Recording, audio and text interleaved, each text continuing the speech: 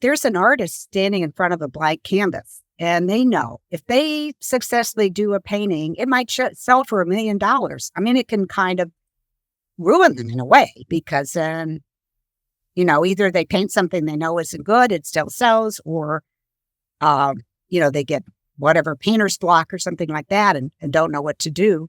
But it puts a lot of pressure. And I think that's something that Sam Feinstein saw, that I really personally, as an art historian, don't believe that the dollar signs on a painting reflect the value of it. I mean, that can be beautiful work of art that might not sell for very much, but it gives someone much more pleasure and be much more meaningful than something maybe that, whatever, an Andy Warhol or soup can or something. Welcome to the famous or forgotten podcast, The Making or Missing of Great Artists. Welcome back to another episode of our podcast where we explore the making and missing of iconic artists. Today, we're very fortunate and grateful to have Barbara Wolanin, who is a curator, on with us and helped curate a show for Sam Feinstein Group 55 at the Woodmere, coming off of our conversation with Bill Valerio. Barbara, it's so great to have you. Thank you for meeting with us earlier during our discovery call and joining us today. Thank you. I'm glad to have people know about these artists that I love. Yeah. I think one of the areas where we'd like to dive in first is, how did you first come across Sam Feinstein and his work? Okay, well, that came way back in the late 1970s. I had decided to work on Arthur B. Carles for my PhD dissertation at the University of Wisconsin. And the best review I ever saw of Carles was written by someone named Sam Feinstein. 1953, I put it in my dissertation and in my catalogs that I've written about him, and but I never knew who he was. And in 2005, I went to a conference on catalog raisonnés, which is doing every work of an artist, in an organized way. And just by chance, I went to lunch with a bunch of women. I hadn't been able to find a hotel room, and I said, "Could anybody let me stay with you?" This one woman raised her hand. Turned out it was Pat Feinstein. I went to her house and I saw his paintings and I found out who he was. I mean, so we've been kind of, connected ever since then. I mean, it was just really, what a coincidence, because I always wondered who was such a good writer about this artist and understood about color. And that's what I like about Sam Feinstein's work. He's really, color is what he's really about in his paintings. Wow. That's a fascinating story. It's so many years apart. It's like, 50 years apart. It's, yeah. Wow. Tell us about your interest in Arthur B. Carles and why you did your dissertation there and kind of how that led you onward to your career.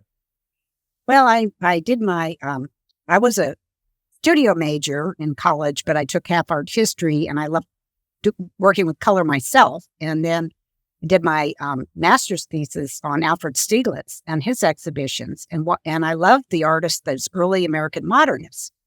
A lot of them had been worked on. Arthur B. Carles was one of the people that Stieglitz gave a solo exhibition to, but he didn't show up in only one book that his name showed up in.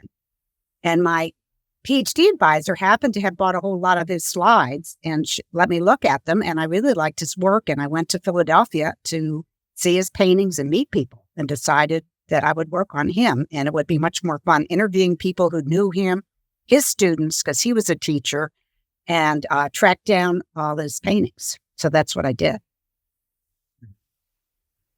And it's interesting. You mentioned that Carles is thought of as the pioneer of abstraction.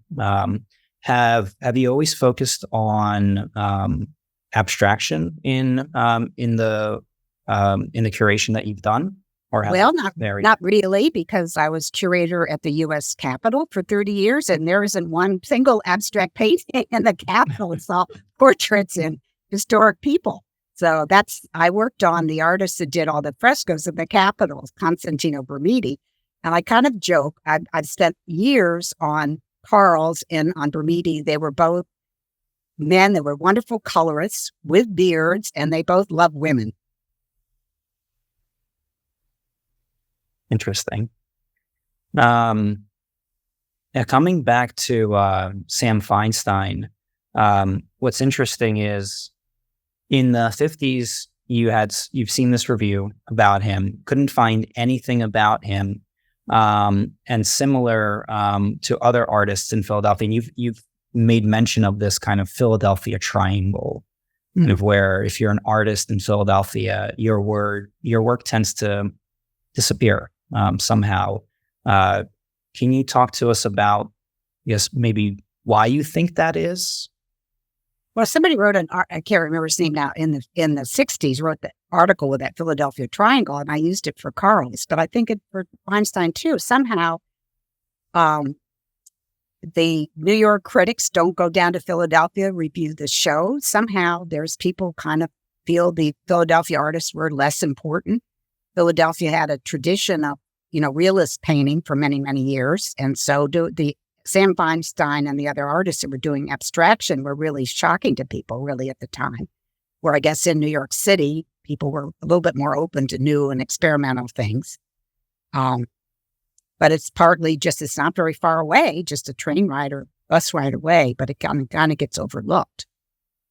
And I think probably true for artists even today in Philadelphia. They may be known in Philadelphia, but not in, people in New York wouldn't know their names. Mm-hmm. And so they from that don't get the national, or it's definitely not international recognition, because because the majority of the industry is located in New York, and does that still hold true today? I mean, we have the internet, we have so much access to information anywhere in the world, but in the art community, is it still that does geography still matter that much? Well, it probably just right now, it's much more global. There's all these art fairs in different countries and things like that. I think it's changed just maybe in the last 10 or 20 years, and the whole perspective on art all over the world. So that's really changed. But up until not that long ago, was New York was the center. Mm-hmm. There's still a lot of major galleries, exhibitions, and things happening, but it's changing now. But of course, before World War II, Paris was the center. Mm-hmm. After the war, then New York. People are saying New York's the center of the art world. So that's the time that, Sam Feinstein and C. Ron Bechtel were living there in Philadelphia. And you had made mention that that the art galleries in the late 50s kind of started, and there was a shift that happened during that time in the art world, especially in New York, moving more towards a commercial appeal, or commercially focused, and that Sam Feinstein and C. Ronald Bechtel were more of idealists. Can you talk about what you know about the differences there between, let's say, what was going on in New York with, let's say, Pollock and versus Philadelphia, and maybe how that difference may have led them to essentially become forgotten? Well, there were important galleries in New York, even in the 30s and 40s, like Edith Halpert. There were a lot of ones that were really supporting American art. But I think in the 50s, all of a sudden, was much more splashy, and people were paying more attention to how much money art was going for. I think that happened. You had galleries, big galleries that open up, and they were showing all the top artists, selling them for a lot. And then there's this whole thing, I think, that Sam Feinstein saw, that you get your work in the gallery, and then the gallery, get somebody to donate your painting to the museum. The museum does a big show for you. You've got a big catalog. All of a sudden, you're on a whole different track. But sometimes that isn't even really good for artists. There was an article recently in last year now, in the New Yorker about Larry Gagosian, the dealer, and he even said, there's an artist standing in front of a blank canvas, and they know if they successfully do a painting, it might sell for $1 million. I mean, it can kind of ruin them in a way, because then, either they paint something they know isn't good, it still sells, or, they get whatever painter's block or something like that, and don't know what to do. But it puts a lot of pressure. And I think that's something that Sam Feinstein saw, that I really personally, as an art historian, don't believe that the dollar signs on a painting reflect the value of it. I mean, that can be beautiful work of art that might not sell for very much, but could give someone much more pleasure and be much more meaningful than something maybe that, whatever, an Andy Warhol or soup can or something, which is what Feinstein saw coming and just could not stand. I mean, that was something why he really withdrew from it. The kinds of things were getting attention that he thought were trivial, but that was this whole different directions where he was interested in the painting on the canvas and the gestures and the feelings. And then all these pop art and some of these conceptual art all grew out of Marcel Duchamp, and that the idea was more important than who made it. You could hire somebody to build it and then claim it's your work of art. That's totally different than someone in front of a canvas painting. Mm-hmm. And we've been exploring this idea that,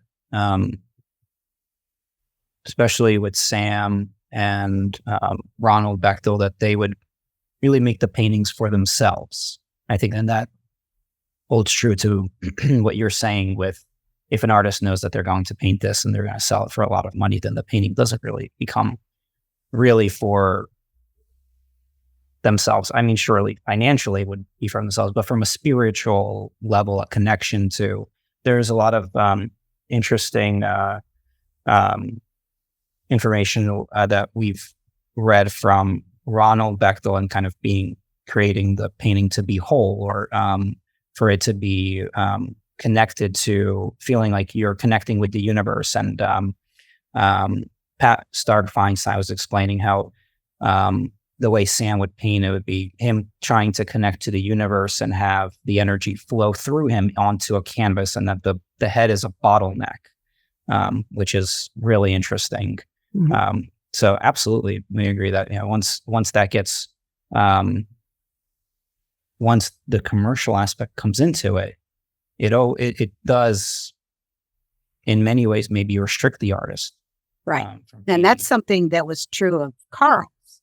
He had Stieglitz exhibiting him. My theory, I don't have any documentation for it, was Stieglitz was very idealistic in what he did. He was promoting modern art and people doing experimental things. And then Carl's got a teaching job at the Pennsylvania Academy, and for a while was painting more academically, then started going again, exploring more with color and cubism in the 1920s.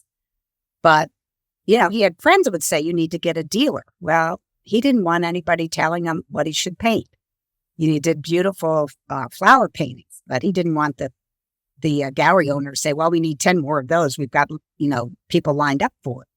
And I think Carl's believed in, this, what they called in French, the élan vital, the life force. And that's really something that motivated, I think, Sam Feinstein too, that this energy, our life, in people and in the world was something that he was trying to be in tune with. I think Carl's in his best paintings did that as well.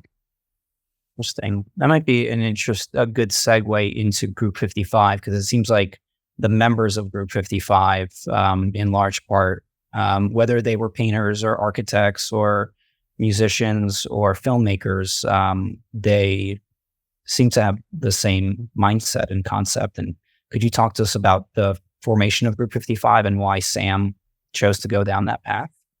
Okay, well, so it started in 1955, and they sort of just picked that name, 55. Sam Feinstein and his then wife, Barbara Crawford, who was also an artist, sent out letters to all these artists they knew were painting abstractly, and a lot of them Sam Feinstein had reviewed because he was reviewing for Art Digest. That's why he had written about Carl's between 53 and 55. And so they had a meeting. I think most of the people they invited joined, and most of them were doing some level of abstraction. And Ron Bechtel joined in 56, not right away. And Sam Feinstein, he was really an educator, sort of philosopher, and had started teaching and giving lectures and things, and wanted this group to educate the public about what abstract painting was, because a lot of people didn't understand it. And you know what? Even today, a show of somebody that knows a little bit about art, this is what I'm working on, this abstract painter. And they just say, well, I don't see anything in it. Well, maybe there's a bush or something. People don't know how to appreciate it or understand it. So that's what Sam Feinstein was trying to do. And he was trying to connect it with all the other fields. That's why you mentioned the architect, and there were scientists and a minister and Jungians and a pediatrician. I mean, that the whole world had opened up to new ideas, new ways of looking at things. And part of that was even, physics, the relativity theory, microscopic views of things. I mean, it was all connected. And the world had also changed so much after the war and the nuclear bombs and everything. I mean, everything sort of was in turmoil, really, for people at that time. So then they started exhibiting, and they were exhibiting at a gallery called run by someone named Hank Dubin. And I actually met him when I was working on Carl's in the 70s. And I never asked him, I didn't ask him about Group 55. I wish I had. I saw the place where they actually had some of the shows, and he had handled Carl's. That's why I was interviewing. But he was open to exhibiting the more contemporary art and the abstract art. And so most of the exhibits with Group 55 were at his gallery. And then Sam Feinstein started helping organize the shows. And that was one thing I think that bothered Ron Bechtel. He had been in the group, and he's a strong personality too. And he thought Sam Feinstein was being dictatorial and wanted everything his way. And Sam Feinstein was the major spokesman. Bechtel was very smart too. So all of a sudden, Feinstein had resigned as president, and Bechtel was elected. And then within a month, he wrote a letter to all the people saying, I'm going to start my own group. And do you want to join me? I'm not going to do all this serious stuff.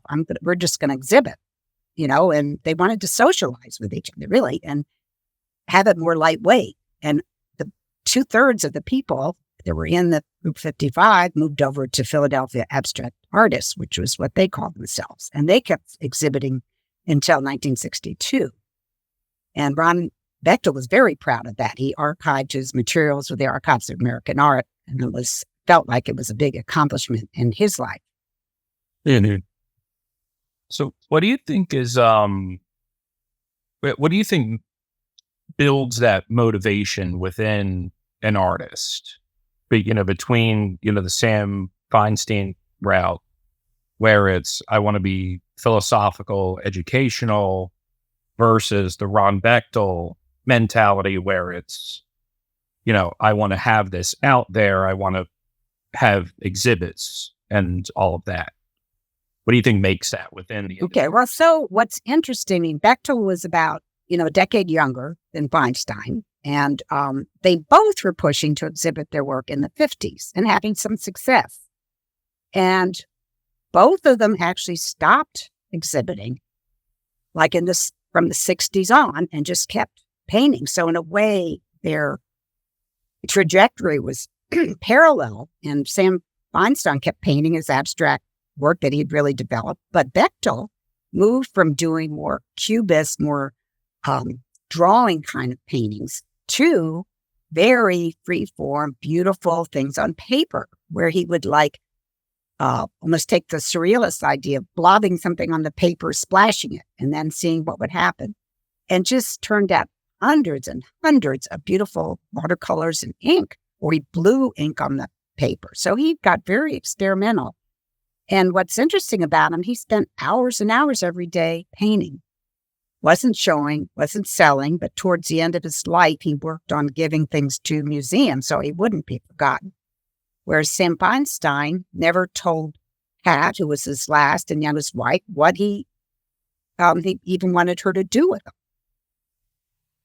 which is, rare for an artist. And I know she told me one time that he was interested in Zen Buddhism. I mean, everything is ephemeral and it doesn't matter.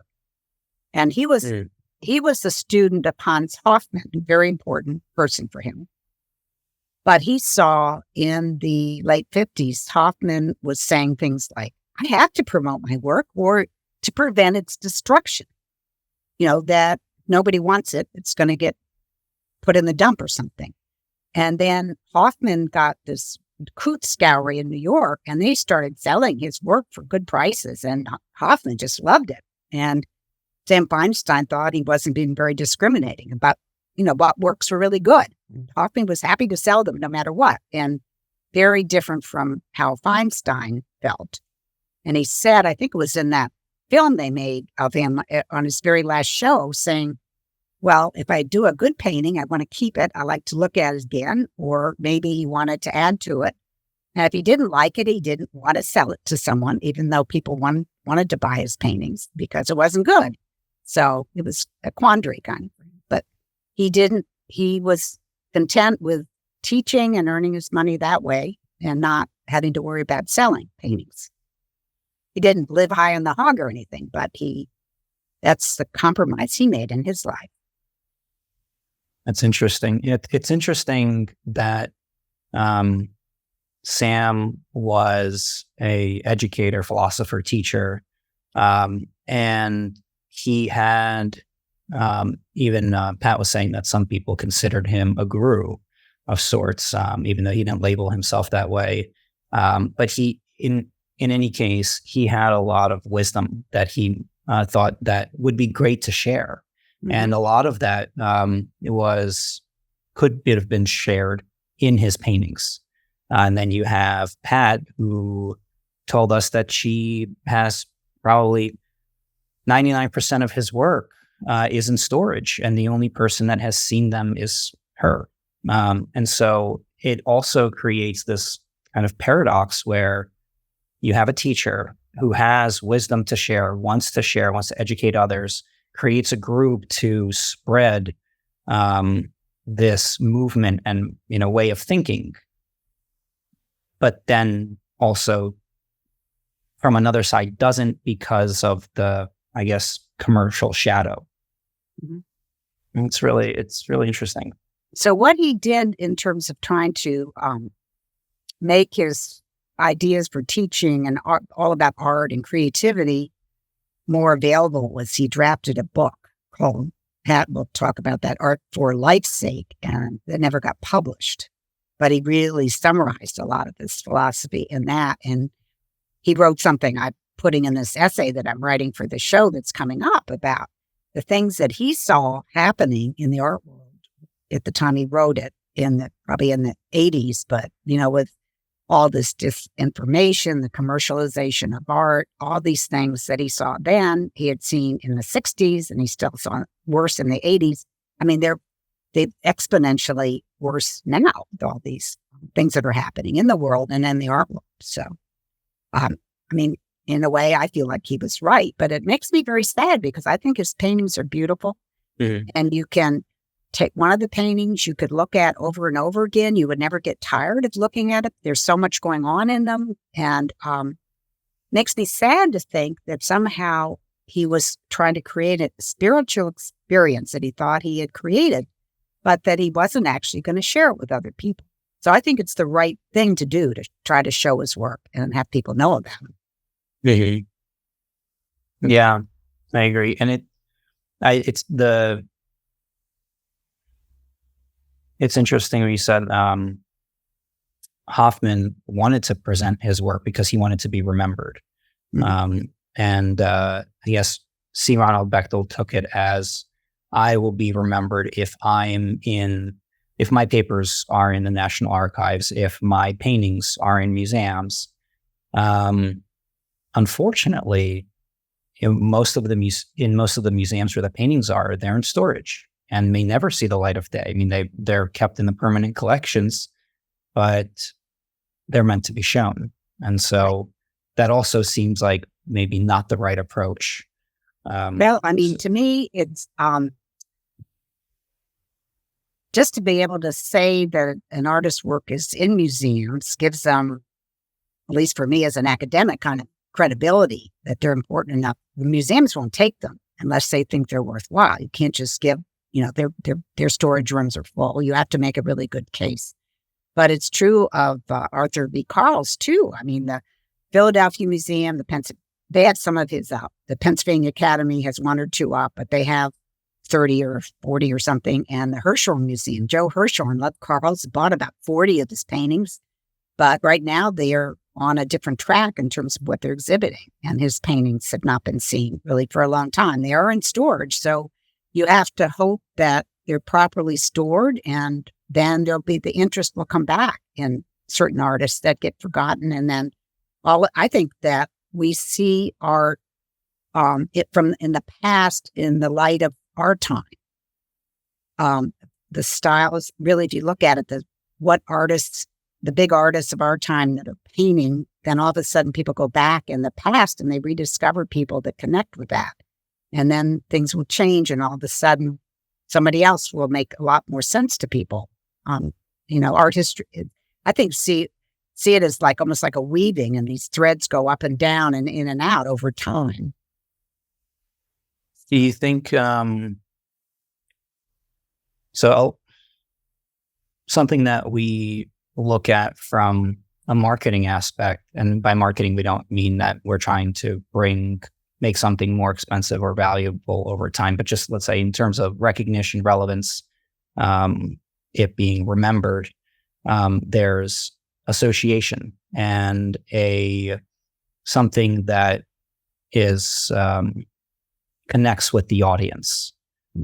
Without either the teachings of how to look at this piece of artwork, which takes time. And so there's an educational step there. And without a title, how could even future generations, when abstract art maybe it's time for Sam's and Ron's paintings, it's the right time. Most of them don't have titles. There's no descriptions. So how can it become relevant? And then it makes us think are the paintings, maybe if you are to be remembered, maybe it's to a certain audience, similar audience to what Group 55 was constructed on. It's these, people that are able to think about abstract ideas and go deep. Maybe it's only for them or do you make it up based on their life to think about maybe this is what they meant? What are your thoughts? I'm having to do that. I'm writing about Sam Feinstein. I have to talk about what I see, my response to it. But I think any painting, even a realistic one, different people can see very different things in it. And that's the same with the abstract paintings. But, that they don't get it. If it's purely non-objective, you don't have anything to you're not seeing a bird or a face or anything like that most people look, draws them to a painting. So it makes it hard. But the lack of titles is hard. And, but Bechtel numbered his. He didn't get the abstract ones even in the 50s titles. And I just saw there's a Rothko show at the National Gallery. He started titling his paintings untitled deliberately for shows, not wanting to put any titles. So, then, not that, but, a lot of his work now is in the National Gallery, and he got a big catalog raisonné done and published and everything. So he's, known and loved. This is Rothko.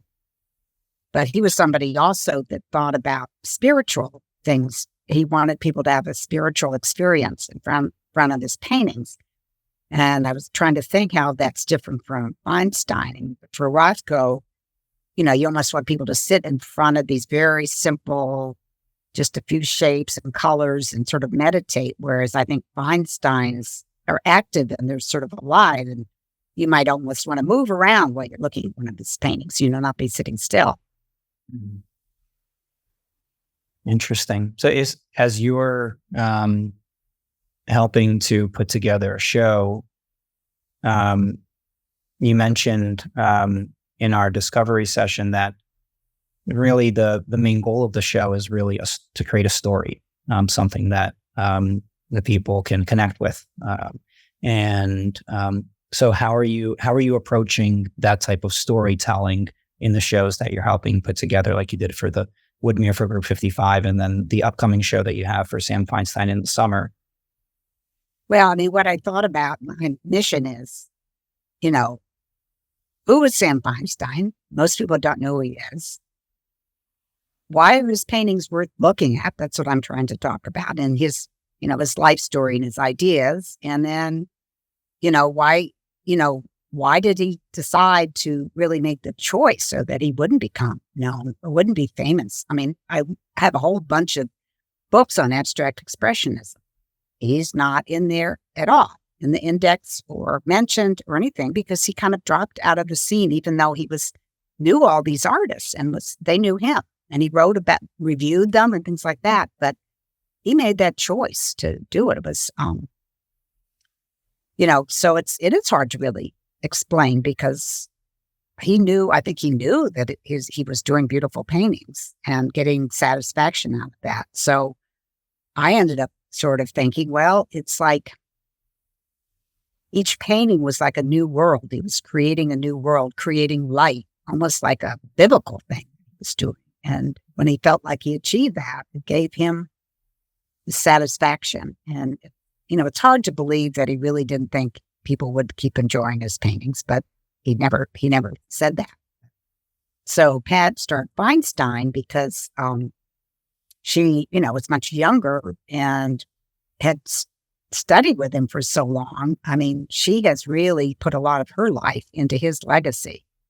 And I feel like, well, I put a lot of years into Arthur B. Carles trying to make him famous, and he's still not really famous, but at least my publications on him are there. There wasn't anything before. So I've done something that he's at least in history, by doing that. And, his paintings are not going for very much now. Beautiful paintings are not being auctioned for very much because he isn't like the whole shift has changed, in the art world of what people are interested in.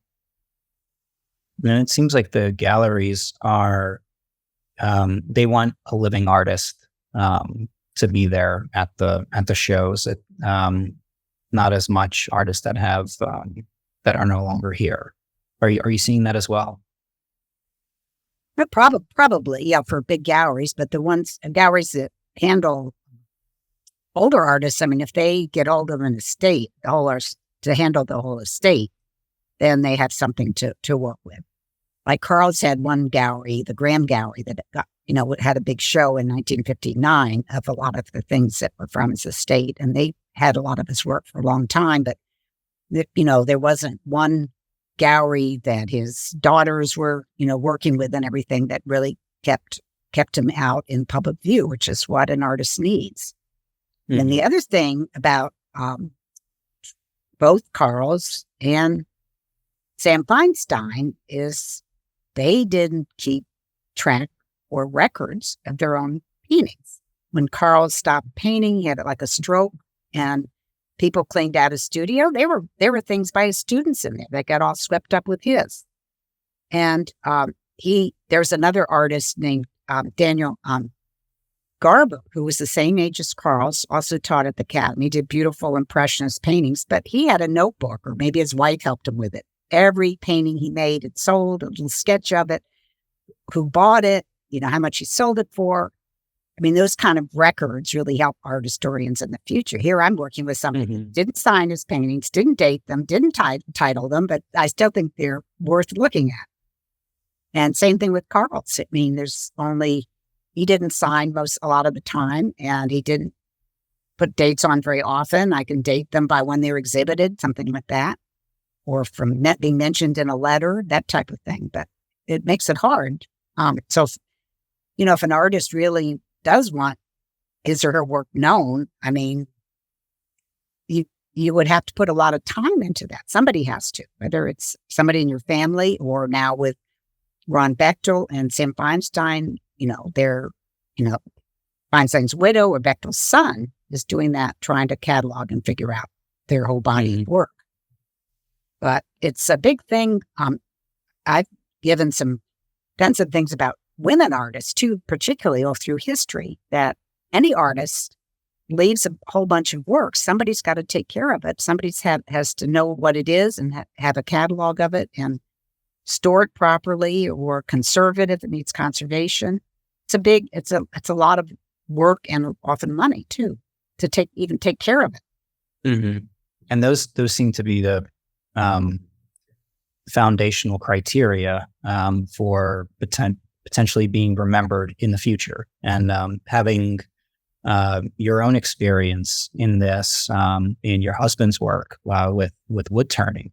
I'd like to hear about what you were doing with his work there, because as I haven't seen it yet, but I've heard from Reed, Bechtel's son, and from you that it's beautiful and it's being displayed in museums, and you want it to be remembered. So I guess a two-part question here. One, what are you doing to preserve his legacy with the art that he's doing? And also, is there the makings of a recipe for what other artists, if they do want to be remembered, that they can start thinking about? Or the people who are trying to promote them, maybe it was their grandfather or whatever. What would my late husband, Phil Brown, really, he worked for the government, but he always loved working with wood. He bought a lathe and started being a turner and really was serious about being professional. He photographed his work. He set up a tracking system. He helped organize shows. He was big on shows for all the wood turners. He got very active in all the wood turning organizations, put a lot of his time in that, helping other people, which is sort of the way the wood turners are. And I knew he signed his bowls and he put a date and a number on them in sequence of when he finished them that year. You know what? He died. I had never seen his system. He never even bothered to show it to me. Luckily, I found it on his computer. He had it, and he had it all in Word, everything in Word Perfect. But he tracked who bought his bowls, all the bowls he did, the numbers and everything, which is really helpful. I can go back and I can track them with his photographs of them as well. So then there were a bunch of them that hadn't been photographed. In fact, really the last day, the day he died, that morning, he says, "Promise me you'll get a professional photographer to photograph my bowls." I mean, he really cared about his work and his reputation and was excited about that I would work to get more in museums for him, which I have done some. I still like to do more. And coming up now in February, there's going to be a show at the Museum for Art in Wood in Philadelphia. It's going to have a few of his bowls. He has bowls in their permanent collection, but what it is, when he left, I think, probably 2,000 bowls he started but never finished, because when you turn bowls, you rough it out thick and then you let it dry and then you make it thinner. And the finishing process was so long, and he loved seeing what the next tree that got cut down was going to look like. Thousands of bowls. I don't think they were out of sight. I don't think he even realized how many, but he liked the idea of artists collaborating. So this show is some of the wood turners, of some of them he knew, and took some of his roughed out bowls to make something completely different and creative out of it, which he loved that idea. So that's opening, going to be up February through the summer in Philadelphia. Coming up. Yeah, that's great. And you'll be in our neck of the woods, which is great as well. Is from a show like that and the show that you're planning with Pat Stark Feinstein for Sam's work, outside of you mentioned the goal would be the story, right? There's storytelling. You want someone to create a relationship of some sort. What are some of the next steps? So there's a lot of people coming to view the work. What would be some of the, I guess, next steps that you would be looking for from these shows to continue this journey of getting them remembered? Well, Pat will tell you about this film that she's creating on with the students that knew him, and his own audio tape she had of him talking, which I still haven't seen the very final cut of it, but I think that will really be good. She did a huge book about him, which is really beautiful. But not everybody's going to buy a great big coffee table from Sam Feinstein. So my essay for this exhibition catalog, I'm sort of trying to do the highlights of his life and then tie them in with the paintings in the show. I mean, it's possible that people see paintings in the show and want to buy them. That's possible. Pat's trying to get more of his work in museums, and I think having the catalog will help with that as well. So, I mean,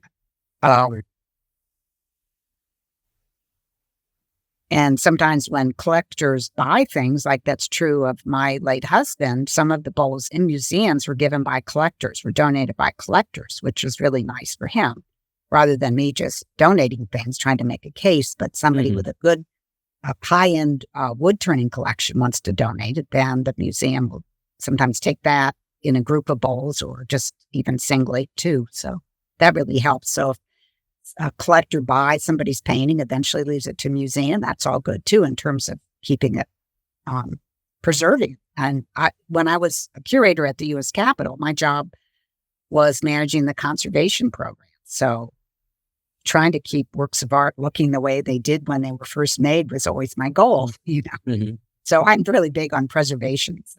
Yeah. Yeah, and Pat was mentioning to us that the preservation and storage, I mean, that's expensive.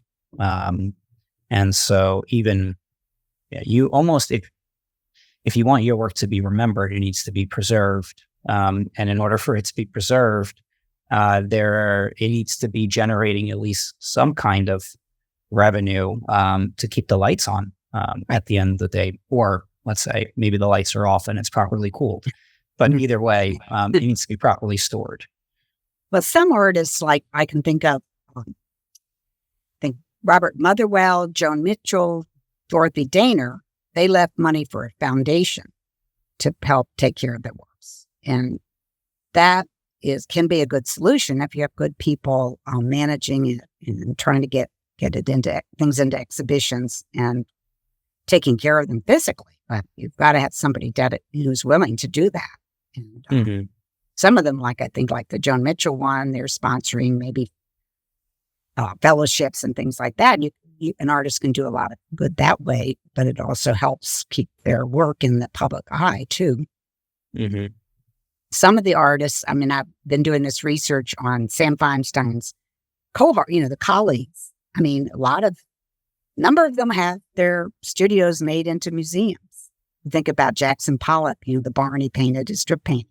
It's, part of the Pollock Krasner house, and you can go put little booties on and go see it, and a number of other artists had things like that. The big example of it was Clifford Still, who was kind of parallel to Sam Feinstein, a little bit older, also talked about art being spiritual, but he was a big promoter, but then he stopped selling his paintings, but kept hundreds of his and insisted that there be a museum with his name on it, with all his paintings, and he got it. But not very many artists get that. It's in Denver, Colorado. But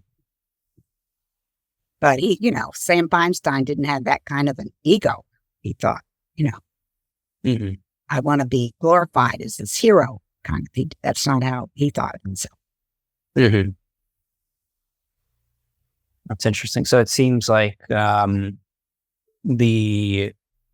of the criteria to be remembered, even just from a tangible side, from a physical side for your work to live on, is you need to think about how your paintings or your work, let's say, will be stored. It seems like either a museum or maybe it's a foundation or a trust that has enough resources to store it, or it ends up in a collector's hands and they store it, or I guess the U.S. Capitol Preservation Department store it. So it seems like those are the options, right? And you'd have to think about which route you're going to take and start planning for it. Right. So there's one person that was one of Carl's students. Her name was Keita Broadhead, and I worked on had a big show for her for her 100th birthday. She lived to be 101.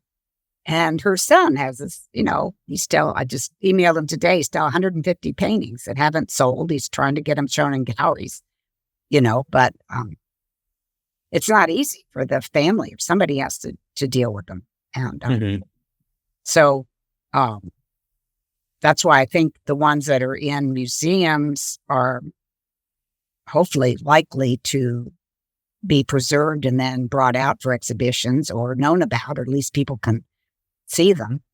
there's one of the most important paintings that Carl's did. I found out got deaccessioned by the museum. They obviously didn't read anything I wrote about him because it was like a key painting, Mm-hmm. and so the curators have to be knowledgeable too, even in the museums, because, they can get rid of things as well. Mm-hmm. That's really interesting. So what happens with the painting when the museum makes that decision? Well, there's all these ethics with museums. They're not supposed to sell things for operational costs. It's only to buy other new things for the museum, and it can be very controversial. Mm-hmm. But I know one thing with that painting, Carl's had painted over and over on it. And when you're painting in oil paint, if you put a layer over something that's not all the way dry, the top one may start cracking.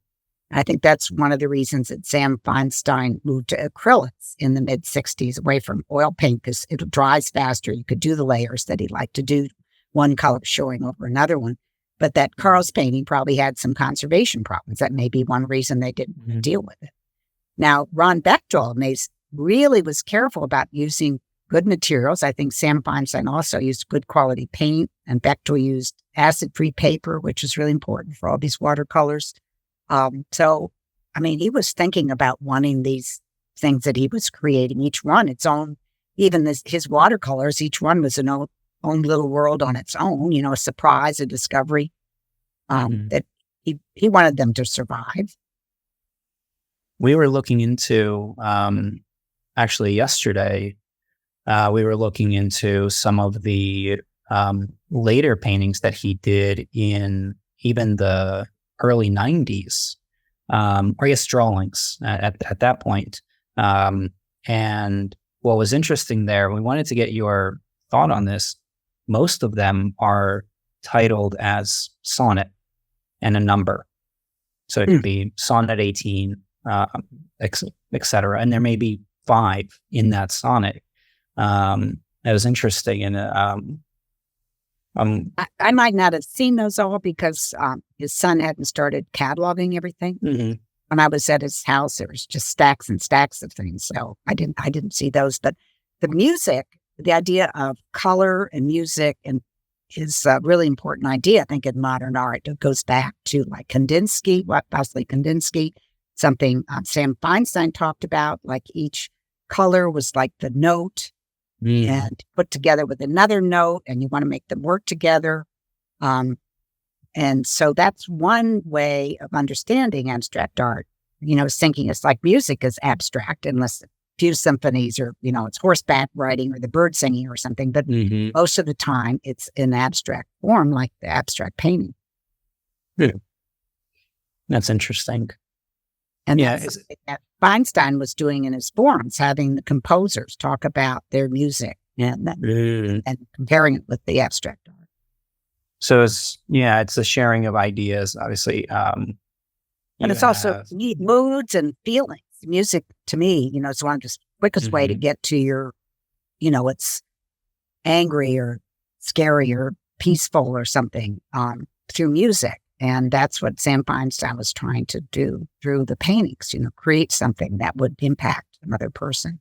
Mm-hmm. Somehow, it's just, I can't really answer why he didn't want to show them more and let people enjoy them, because he was thinking about the effect they had on people. Yeah. And that's part of the journey that we're on, is understanding what's the best way to connect what the artist was trying to show with the right audience. Those same concepts that we're exploring now is there a relationship to music or poetry that exists there, that maybe if we may not know exactly what Ronald Bechtel was painting, but maybe we can just stretch a little bit to just say that this is a spark. This is the title, which is good that we have that in some of the work, and also the time period in his life, and hopefully allow others to then now experience it. Because we think that there needs to be, especially for the storytelling aspect, there needs to be a way to have some kind of grounding or it needs to be relevant so that the story can be told. Mhm. I saw one exhibition that was at the Jewish Museum, a number of years ago, but it was about Kandinsky and Schoenberg, composer, because Schoenberg painted and Kandinsky was really interested in music, and you could put ear things on and hear the music, that they both were hearing while looking at the painting. So that was good. That's okay. That's really we talked about that yesterday. So is potentially if we can kind of, I don't know, say decrypt what was happening in some of these drawings that are called sonnets, and it seems like there's musical instruments or some type of play of instruments happening in some of these paintings. Could we potentially ask others to pair it with music? And I think that kind of looking at art is you're having an experience. So today, most people share their experiences on social media. So as part of one of the things that we're thinking through is, should we have that conversation there to allow people, if you look at this and understanding maybe just a little bit of information about the artist and what part of their life they were in and what they were painting, or how they approached painting, can you now create a relationship to it by saying, it reminds me of this poem, or reminds me of the song that I heard, and start having the conversation there. So one of the things that we also, if you're open to it, would want to do with you is to get your perspective on, a lot more about these artists, especially from Group 55 and that mid-century abstraction movement. Get your thoughts on, what do you think? Obviously, none of us are going to be correct, but. Well, one of the things when working with Group 55 is like Ron Bechtel did one scene, like a jazz scene. The artists were going to hear jazz in Philadelphia. There were basements, maybe in Black neighborhoods, and New York they were, and like Jackson Pollock, I think, listened to jazz. And but then when Sam Feinstein did these forums, the musicians and composers were more like classical oriented, and that was something I had to try to figure out. Why didn't he do something about jazz? But I think at that point he was trying to get, I don't know. I think some of these people were like university professors and things like that. They were like sort of, academically more credentialed, that would get people's attention more. But, it seems like he had somebody doing dances, it's sort of like Martha Graham kind of dances. It made a lot of sense. And with the abstract painting, but they, that whole thing that Bechtel was doing, it was improvisational. These watercolors were improvisational, like jazz kind of music. Mm-hmm. But sometimes they listened to Mozart or something instead while they were working. So that's that would be an interesting thing to explore. Mm-hmm. Yeah. We're the goal is. We think now, it seems like previously for art to become, let's say, famous, there were gatekeepers. And in large part, there still are today. And those gatekeepers may be certain galleries, maybe it's certain museums, maybe it's a publication. And in all other aspects of media and art and just, let's say, expression, now we have this long tail of media, which is essentially one person can create, publish, and profit from their work by themselves, whether it's through YouTube or their own website, whatever it is, the tools are there. So we're looking at that as well. If the gatekeepers aren't there, and maybe some people aren't relying on the gatekeepers to tell them, this is what you should be interested in, maybe that provides the right path to get back to the value. You're talking about this, there's pure this the purism and idealism in how art should be, how they approached art. Sam Feinstein, Ronald Bechtel, artists in Philadelphia, without the commercial aspect, maybe it provides a pathway back to that. I think the one problem with it, I mean, from my way back in my life is, we were relying so much on images on our screens, different screens, as being the real thing, or people even buying art, never having seen it. But, I've juried exhibitions, from digital images. But then when you see the real thing, I mean, some of them are a lot better, some not as good, when you see them, the scale of them, the textures, the way they really look. So that's the downside, I think. But I think you're right.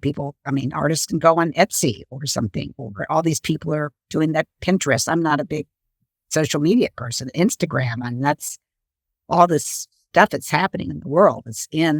It's all very different than it was just even a few years ago. Yeah, I guess, and the way people hold collections is different as well. Previously, the things that someone valued, physical things that someone valued would actually you would actually have them. But now there's so many digital goods that people have value in. It's amazing. It doesn't make sense to me at all. But so I'm active with the James Renwick Alliance, which is a craft, supporting craft art, including wood turning, ceramics, glass, all these things. But the trouble is, I think it was started 40 some years ago by people that were old enough and wealthy enough that they could start collections, and started these beautiful collections in their home.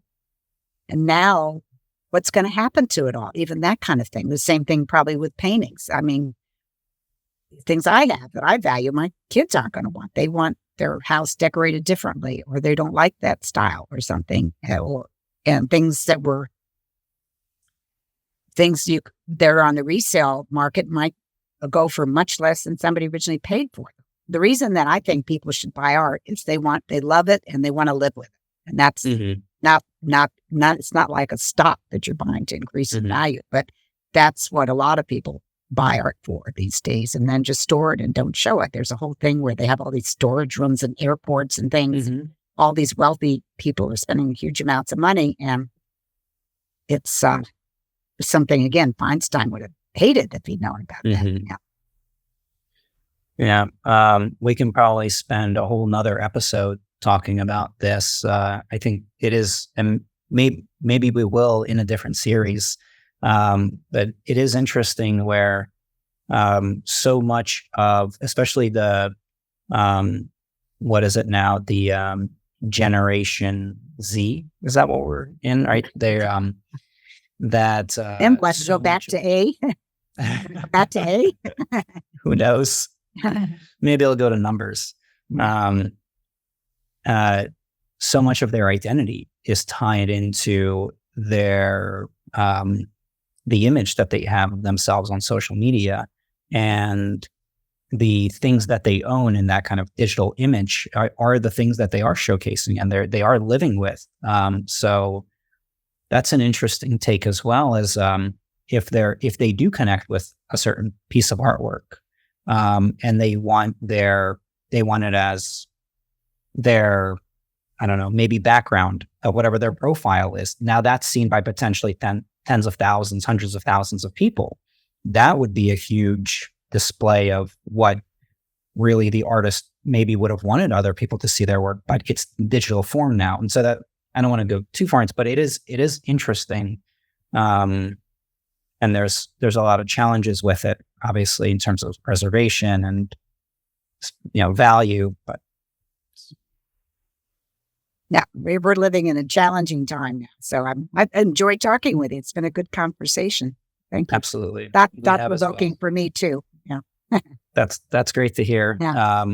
In all these episodes, our goal is to really help the audience, which we hope will be artists that are listening to this, have information for how should they approach their art, and if they want to preserve it and they want to be remembered, what are the options that they have, and does that change?